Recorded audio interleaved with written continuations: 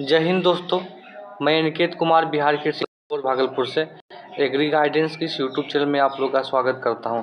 जैसा कि आप लोग को पता है कि हमने क्लास 12 कृषि विज्ञान के चैप्टर नंबर 2 फसलों की खेती को स्टार्ट किया था। उसमें पिछले वीडियो में हम लोगों ने अरहर की खेती को पढ़ा था। तो इस वीडियो में हम लोग जो है चना की खेती, ठीक है, चना की खेती के बारे में पढ़ेंगे, ठीक है। और चना को क्या बोलते हैं इंग्लिश में? चिकपी बोलते हैं। तो आज से आप लोग को चना ने आज से आप लोग को चिकपी बोलना है, ठीक है। ये आप लोग को ध्यान देना, ठीक है। तो चलिए हम लोग वीडियो में आगे बढ़ते हैं। और इस चैप्टर को पढ़ने से पहले हम लोग देखेंगे कि चना का पौधा कैसा होता है, क्योंकि बहुत बार ऐसा होता है कि हम लोग कोई भी टॉपिक को पढ़ लेते हैं लेकिन उसका प्लांट तक हम लोग नहीं देख पाते हैं। तो चलिए हम लोग देखते हैं कि चना का प्लांट किस प्रकार का होता है।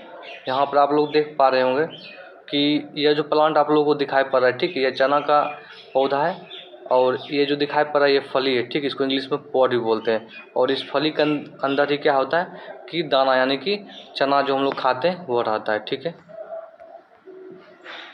उसके बाद अगर हम आगे बात करें, कुछ और हमारे पास फिगर है, ठीक है। जब आप लोग कभी खेत में जाइएगा अपने गांव में, तो इस प्रकार से कुछ चना का पौधा होता है जो आप लोग यहाँ पर देख रहे हैं स्क्रीन पर। इसको और कुछ और क्लियर से देखें, कुछ इस प्रकार का होता है, ठीक है। और चना में क्या होता है, हमेशा जो है साइड ब्रांचिंग में जो है, यानी कि जो अगल बगल की जो शाखा होती है उसमें जो है चना लगता है।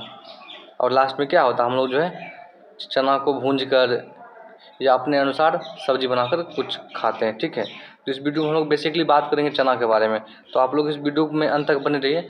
और वीडियो में आगे बढ़ने से पहले अगर अभी तक आपने हमारे इस यूट्यूब चैनल को सब्सक्राइब नहीं किया है तो कृपया करके सब्सक्राइब भी कर दीजिए, क्योंकि हमारे वीडियो और चैनल दोनों के लिए बहुत ही ज़रूरी है। और जब भी आप कोई भी कुछ पढ़ रहे हैं तो आप किसी भी एक टीचर से पढ़ें। ऐसा नहीं क्या कि 1 मिनट 2 मिनट वीडियो देख लिए फिर वीडियो को स्किप कर दें, तो उससे कोई फ़ायदा नहीं। पढ़ रहे हैं तो कॉपी किताब लेकर बैठें ताकि चीज़ें सही प्रकार से समझ में आ सकें। तो चलिए हम लोग स्टार्ट करते हैं, ठीक है। यहाँ पर आप लोग देख सकते हैं ऊपर में लिखा हुआ है चना, ठीक है। चना को मैंने पीछे भी बताया था, चना को बोलते हैं चिकपी, CHIC चिकपी, ठीक है। तो आज से आप लोग को चना को चिकपी कहना है। कभी कभी एग्जाम में पूछा भी जाता है कि चिकपी का मतलब क्या होता है, तो चिकपी का मतलब चना होता है, ठीक है। तो सबसे पहले हम बात करते हैं वानस्पतिक नाम की, ठीक है। जब भी हम कोई भी फसल को पढ़ते हैं तो उसके बेसिक इंट्रोडक्शन, मतलब कि जो परिचय का पार्ट है उससे हम स्टार्ट करते हैं, ठीक है। तो सबसे पहला वानस्पतिक नाम क्या हो जाएगा, इसको पढ़ते हैं साइसर। क्या इसको पढ़ते हैं, आप लोग लिख भी सकते हैं साइसर। जब मैं क्लास 12 में था तो मैं इसे अच्छा से पढ़ नहीं पा रहा था, ठीक है। तो मैं इसे पढ़ता था काइकर या इस टाइप कुछ भी पढ़ता होगा। तो इसे पढ़ते हैं साइसर एरिटेनम, ठीक है। और जब भी आप कोई साइंटिफिक नेम यानी कि वैज्ञानिक नाम वानस्पतिक नाम को लिखे तो उसे नीचे से अंडरलाइन कर देना है, ठीक है। उसके बाद परिवार या कुल यानी कि फैमिली की बात करें तो आप लोगों को पता है कि दलहनी पौधा है, मतलब कि लेगुमिनेसी फैमिली हो जाएगा, ठीक है। उसके बाद अगर हम बात करें गुणसूत्र संख्या की, तो गुणसूत्र संख्या जो अगर बात करें तो चना आप लोगों को पता है क्या कि चना जो है वो 2 प्रकार का होता है, ठीक है। एक होता है देसी चना और एक होता है काबुली चना, ठीक है। तो देसी चना में क्या होता है कि क्रोमोसोम नंबर होता है 2n = 14, ठीक है। और काबुली चना में होता है 2n = 16। ये भी आप लोग को ध्यान रखना है, ठीक है, कि चना को 2 भाग में डिवाइड किया गया है, देसी चना या छोटा चना और काबुली चना या बड़ा चना, ठीक है। तो छोटा होगा तो क्रोमोसोम नंबर कम यानी कि 14 होगा, बड़ा होगा तो क्रोमोसोम नंबर अधिक यानी कि 16 होगा, ठीक है। और इसका उत्पत्ति स्थान जो है SWA या अफगानिस्तान। SWA का मतलब क्या हुआ, साउथ वेस्ट एशिया। अगर हिंदी में इसको बात करें तो साउथ का मतलब दक्षिण, वेस्ट का मतलब पश्चिम, एशिया का मतलब एशिया, ठीक है, यानी कि दक्षिण पश्चिम एशिया या अफगानिस्तान। अगर हम इसका बात करें अन्य नाम, यानी कि चना के अलावा इसको और भी क्या कहते हैं, ठीक है। जब आप कॉलेज में पढ़ने आइएगा तो कोई भी आप लोगों को चना नहीं बोलेगा, वहाँ कहा जाएगा आपको चिकपी। तो समझना पड़ेगा कि चिकपी का मतलब क्या होता है, ठीक है। कहीं भी आपको कोई भी जब टीचर भी पढ़ाएंगे तो कहीं कोई चना बोलेंगे ही नहीं, वहाँ आपको बोलेंगे चिकपी, ठीक है। तो इसका अन्य नाम क्या है, चिकपी है। उसके बाद चना को क्या कहा जाता है, दालों का राजा, ठीक है, यानी कि दलहन फसलों का राजा कहा जाता है, किंग ऑफ पल्सेस कहा जाता है। किसको, चना को कहा जाता है। बहुत इंपॉर्टेंट क्वेश्चन है। यह भारत की सबसे महत्वपूर्ण दलहनी फसल, ठीक है। भारत में जितने भी दलहनी फसल की खेती होती है उसमें सबसे अधिक खेती जो है वो चना की होती है और सबसे अधिक एरिया और उत्पादन भी चना का है, ठीक है। और आप लोगों को कमेंट करना है कि सबसे अधिक जो है दलहनी फसल का खेती जो किस राज्य में होता है भारत के, ठीक है।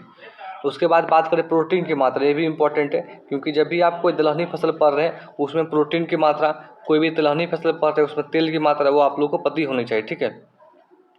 तो प्रोटीन की मात्रा होती है इसमें 18 से 22% कितना में, प्रति 100 ग्राम चना में, यानी कि अगर हम 100 ग्राम चना खाते हैं तो उसमें 18 से 22% उसका जो है वो उसमें प्रोटीन की मात्रा होती है, जो कि इम्पोर्टेंट है।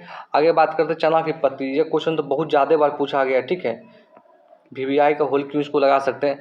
चना की पत्ती यानी कि लिप्स में मैलिक अम्ल, ठीक है, ये अम्ल का नाम पूछा था, मैलिक अम्ल, ठीक है, मैलिक एसिड इसको इंग्लिश में बोलते हैं, तथा साइट्रिक अम्ल यानी कि साइट्रिक एसिड पाया जाता है, ठीक है, जो क्या काम करता है, ब्लड प्यूरीफायर यानी कि खून को साफ करने का काम करता है, ठीक है, एंड स्टोमच डिजीज प्रिवेंट यानी कि पेट संबंधी जो बीमारी होती है उसको भी रोकथाम करने में, उसको कम करने में मदद करता है, ठीक है। तो चना की पत्ती आप लोग खा भी सकते हैं। कहीं कहीं क्या होता है कि जो कम्पिटिटिव एग्जाम के जो बुक होते हैं वहाँ पर मेलिक और ऑक्जेलिक एसिड भी लिखा मिल जाता है, ठीक है।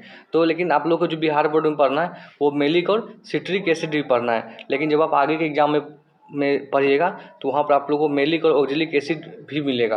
तो आप लोग दोनों याद कर लीजिए, जहाँ पर एग्जाम में जो आए, कभी भी एग्जाम में दोनों ऑप्शन नहीं ही रहेगा, ठीक है, जहाँ पर जो एग्जाम में आ जाए वहाँ पर आप लोग उसको टिक कर दीजिएगा। फिलहाल क्लास 12 के लिए जो मेलिक और सिट्रिक एसिड को ही याद करना है और एग्जाम में इसी को टिक करना है। आगे बात करते हैं, चना को जब हम अंकुरित करा के खाते तो उसमें क्या होता है कि अंकुरित चना में विटामिन सी पाया जाता है, ठीक है। उससे क्या होता है कि स्कर्वी रोग के इलाज में यह काम आता है, ठीक। अगर किसी आदमी को मसूड़ा से संबंधित बीमारी है, ठीक, उसको स्कर्वी डिजीज बोलते हैं, स्कर्वी रोग बोलते हैं, तो उसमें विटामिन सी यानी कि अगर वो अंकुरित चना खाता है तो उसको रोकने में बहुत ज़्यादा हेल्प होता है। आगे बात करते हैं, चना की फसल मिट्टी में 41 से 134 kg पर हेक्टेयर की दर से वायुमंडलीय नाइट्रोजन को मिट्टी में मिलाने का काम करते, ठीक है। यानी कि अगर हम चना के पौधे को लगाते हैं तो वायुमंडल से 41 से 134 किलो नाइट्रोजन जो है जो मिट्टी में मिलाने का काम करते हैं। उससे क्या होता है, हमारा जो नाइट्रोजन जो उर्वरक था उसका पैसा बच जाएगा, ठीक है।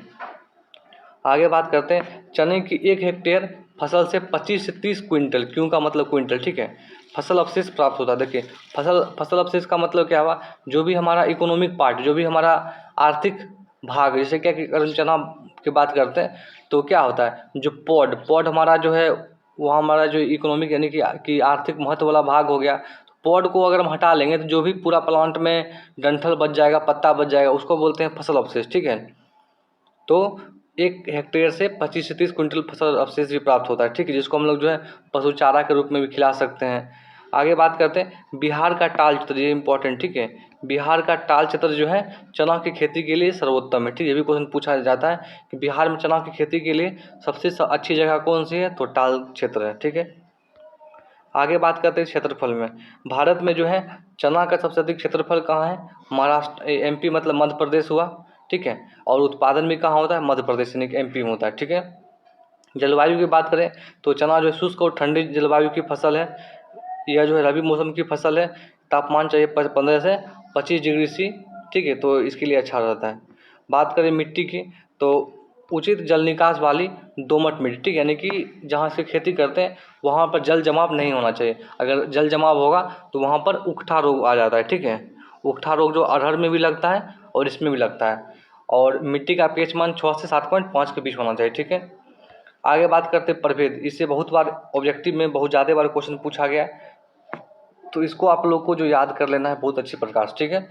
आगे बात करते हैं देसी चना, ठीक है, तो इसका प्रभेद है GCP 105 92 का मतलब हुआ क्या, फिर से है GCP 92, ठीक है, तो मैंने इसको 2 बार नहीं लिखे, एक ही बार लिख दिया, ठीक है, कि GCP 105 GCP 92 से 3, उसके बाद पूसा 256, पूसा 362, ये इंपॉर्टेंट, ठीक है, 362 वाला पूसा अगर जो भी वो इंपॉर्टेंट, ठीक है, पूसा 372 भी है, तीनों इंपॉर्टेंट है। JG 14 PG 186, ठीक है, तो ये सभी जो देसी चना का किस्म को आप लोग को याद करना ही पड़ेगा, इसका और कोई विकल्प नहीं है, इसको जितना आप याद कीजिएगा उतना ज़्यादा अच्छा रहेगा, फ्यूचर में भी आप लोगों को काम आएगा, ठीक है।